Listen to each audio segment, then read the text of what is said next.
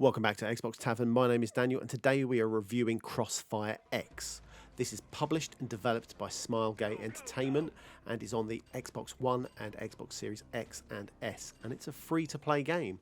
Let's get into the multiplayer straight away. There are two different sections that you can play on the multiplayer game. You have the modern, which involves search and destroy. You've got point capture and escort, which is soon to come, and then you have the classic. And on the classic, you have Search and Destroy, Spectre, Team Deathmatch, and Nano. And these are played over various maps. One of the downsides to the multiplayer is the fact that each of those variations that I've just told you of on game modes, there is only that set map for that game. So for instance, on Classic, you would only play Search and Destroy on Black Widow. Funny enough, that's the same in the modern day one. And then Spectre you play on Laboratory, and then Team Deathmatch on Transport Ship, and then Nano is on Babylon Land. Multiplayer feels really odd is the only word I can put on it. It feels a bit sluggish. It feels like a kind of Call of Duty clone from back in 2015. I was hoping for so much more with this multiplayer game. However, it just seems to lack the bite, the crunch, the multiplayer action that we would expect of a modern day game.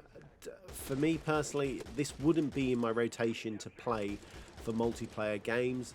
I mean, I might play a few more hours of it just to get the completion, knocking off the achievements.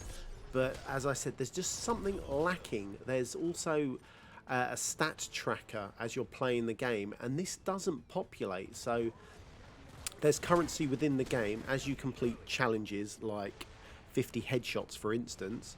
Every time you get a headshot with a certain type of weapon, it will give you that ×2, and then it will give you the in-game currency. However, the stat track is not working. You know, these are little things that should work straight away. I'm going to get into my thoughts about the campaign now. Now, playing the campaign, I had a lot more excitement playing the campaign than I did the multiplayer. It started off really well, as you can see from the screenshots now, where kind of time slowed down and you had to snipe the guys as they were coming in to get you. However, as I progressed through the story, I can only say it again, and I hate to compare it to Call of Duty, it felt like a cheap knockoff from Call of Duty in terms of the story. The story, I personally felt, lacked something. The gameplay was good, the gunplay was good. Just, as I said, there was just something lacking in the story that didn't quite grip me as I thought it should do. Again, this felt like a throwback to something that was made back in 2015, maybe even before that, 2010. We've had better campaigns from the Call of Duty series in particular, and other games. I can't even think of one off the top of my head recently. I mean, even Control's story was gripping. Yes, there was a supernatural element to that story. However, this story, as I said, just felt like it was lacking just something. Set pieces were good. I mean, it came up, and the pacing of the story was nice. It was that typical kind of, as you go through, clear a building, all of a sudden, you know, all hell breaks loose and you need to push on and try to progress through the level. There was some kind of like a weird, well, not some kind of weird, there was flashbacks throughout the game which, okay, gave you some of the story, but I didn't feel the flashbacks gave me enough to do or to resonate with the character.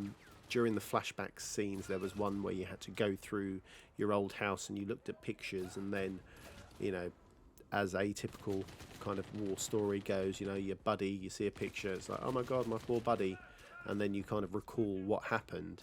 That didn't grip me as it should.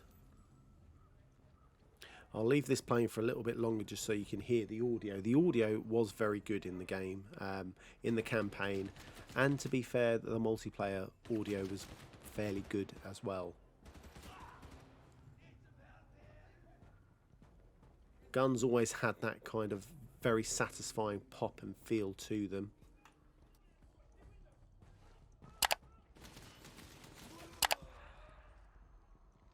As always, head over to Xbox Tavern to see my final scores of CrossfireX. I've been Daniel, this has been Xbox Tavern. As always, make sure you like, subscribe, listen out for the podcast that we record every Sunday at 8 PM-ish. Until next time, carry on, take care, bye-bye.